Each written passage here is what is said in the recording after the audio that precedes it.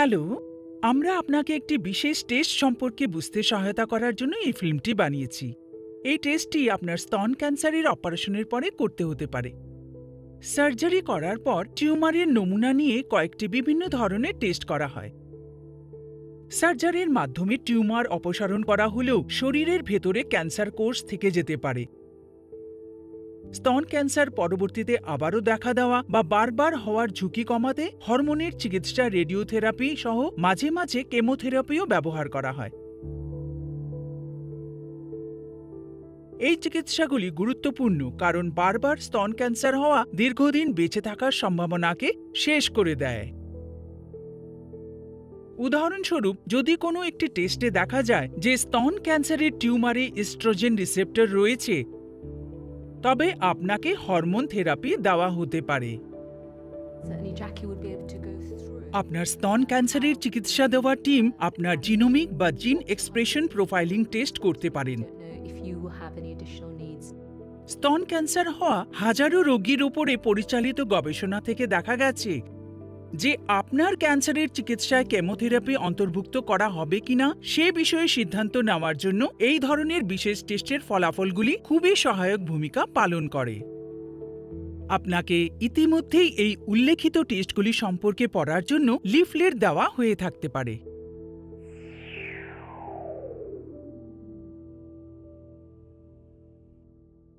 Chemotherapy হল cancer বিরোধী ওষুধের মাধ্যমে ক্যান্সার কোষকে মেরে ফেলা হয়। সাধারণত এটি একটি চক্র হিসাবে ক্যান্সার কেন্দ্রে 4 থেকে 6 মাস সময় নিয়ে দেওয়া হয়। কেমোথেরাপি একটি শিরায় প্রবেশ করানোর মাধ্যমে দেওয়া হয়। এটি করতে দিনের বড় একটা সময় প্রয়োজন হতে পারে, কারণ ওষুধ প্রস্তুত করতে এবং শিরার মাধ্যমে দিতে অনেকটা সময় লেগে যেতে পারে। দুর্ভাগ্যবশত কেমোথেরাপি নেওয়ার ফলে বেশ কিছু পার্শ্ব প্রতিক্রিয়া ঘটে, কারণ কেমোথেরাপিতে ক্যান্সার কোষের পাশাপাশি সুস্থ কোষও ক্ষতিগ্রস্ত হয়।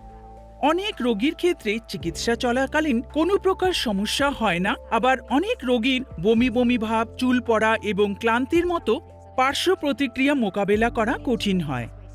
এই সকল কারণে আমরা শুধুমাত্র সেই সকল রোগীদের কেমোথেরাপি দিতে চাই যাদের এই চিকিৎসা দেওয়ার ফলে কিছু উপকার হওয়ার সম্ভাবনা থাকে।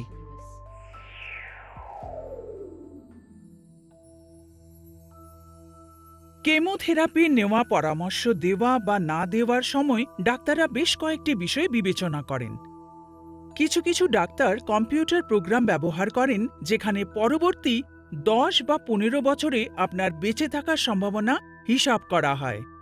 শুধুমাত্র সার্জারি করার মাধ্যমে অথবা হরমোন বা কেমোথেরাপি দেওয়ার মাধ্যমে আপনি অতিরিক্ত উপকারিতা পাবেন কিনা তা অনুমান করার জন্য এই প্রোগ্রামগুলিতে আপনার এবং আপনার টিউমার সম্পর্কে তথ্যের প্রয়োজন হয়। মনে রাখবেন, এই বাড়তি চিকিৎসাগুলি দেওয়ার উদ্দেশ্য হল বারবার স্তন ক্যান্সার হওয়ার ঝুঁকি হ্রাস করা, কারণ বারবার স্তন ক্যান্সার হওয়া দীর্ঘদিন বেঁচে থাকার সম্ভাবনাকে প্রভাবিত করে। বর্তমানে কিছু কিছু রোগীর এমন ধরনের স্তন ক্যান্সার আছে যেটি বারবার হওয়ার ঝুঁকি নেই বললেই চলে। তাদের জন্য কেমোথেরাপি বিশেষ কোনো উপকার নিয়ে আসবে না, শুধুমাত্র অপ্রত্যাশিত পার্শ্ব প্রতিক্রিয়া সহ্য করতে হবে। যে সকল নারীদের বড় টিউমার বা স্তন ক্যান্সার হওয়ার ঝুঁকি বেশি থাকে, তাদের ক্ষেত্রে কেমোথেরাপির সম্ভাব্য উপকারিতা বেশি স্পষ্ট।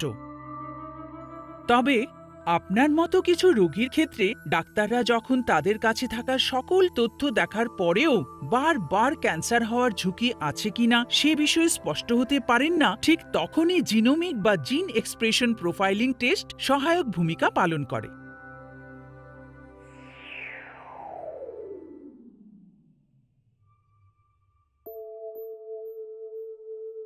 জিনোমিক টেস্টগুলি মূল বায়োপসি করার সময় বা আপনার আসল অপারেশন করার সময় অপসারণ করা স্তন ক্যান্সারের টিস্যু পরীক্ষা করে বলে এই টেস্টের জন্য আপনাকে আর কোনো সার্জারি করতে হয় না।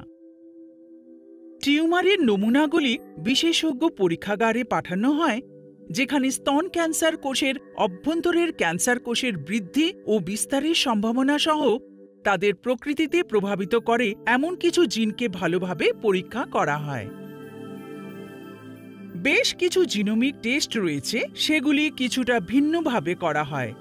তবে সবগুলি টেস্টই বারবার ক্যান্সার হওয়ার ঝুঁকি আছে কিনা তা অনুসন্ধান করে এবং কেমোথেরাপির মাধ্যমে ক্যান্সারের ঝুঁকি কমানো যাবে কিনা। আপনার হাসপাতালে ব্যবহার করা প্রোসিগনা টেস্ট, এই টেস্টটি স্তন ক্যান্সার কোষের অভ্যন্তরের 50টি ভিন্ন ভিন্ন জিন পর্যবেক্ষণ করে।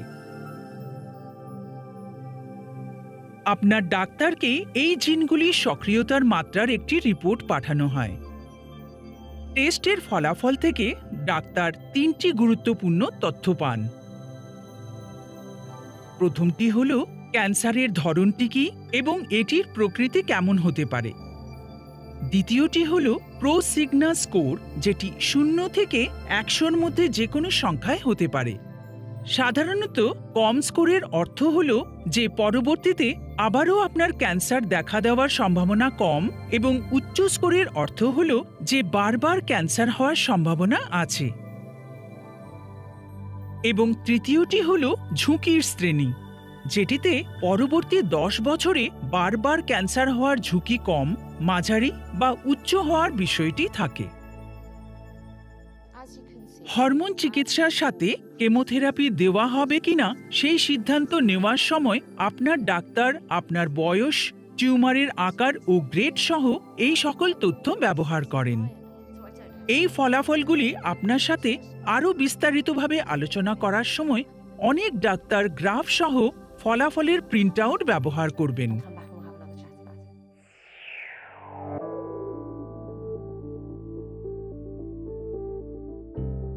সংক্ষেপে বলতে গেলে, যদি আপনার ইস্ট্রোজেন রিসেপ্টর সহ প্রাথমিক পর্যায়ের স্তন ক্যান্সার থাকে তবে আপনার হরমোন থেরাপির প্রয়োজন। তবে ডাক্তাররা যদি নিশ্চিত না থাকেন যে আপনার কেমোথেরাপির প্রয়োজন কিনা, তবে তারা আপনার টিউমার থেকে নমুনা নিয়ে বিশেষ জিনোমিক টেস্টের জন্য পাঠিয়ে দিতে পারেন বা পাঠানোর কথা চিন্তা করতে পারেন। দুর্ভাগ্যবশত কোনো টেস্টের মাধ্যমেই এটি নির্ধারণ করা সম্ভব নয় যে পরবর্তীতে স্তন ক্যান্সার আবারও দেখা দেবে কিনা। তবে হাজারো রোগীর ওপরে বারবার করা গবেষণা থেকে আমরা দেখতে পাচ্ছি যে এই জিনোমিক টেস্ট বারবার ক্যান্সার হওয়ার ঝুঁকি অনেকটা ভালোভাবে অনুমান করতে সক্ষম। টেস্টের ফলাফল যাই হোক না কেন, আপনার ক্যান্সার চিকিৎসা দেওয়ার টিমের সাথে চিকিৎসার অপশনগুলি নিয়ে আলোচনা করা গুরুত্বপূর্ণ। তারা আপনাকে কেমোথেরাপির সম্ভাব্য পার্শ্ব প্রতিক্রিয়ার বিপরীতে কী ধরনের উপকারিতা থাকতে পারে বা কেমোথেরাপি আপনার ক্যান্সার চিকিৎসায় কোনো ধরনের উপকারিতা নিয়ে আসতে পারবে কিনা সে বিষয়ে জানাতে সহায়তা করবে।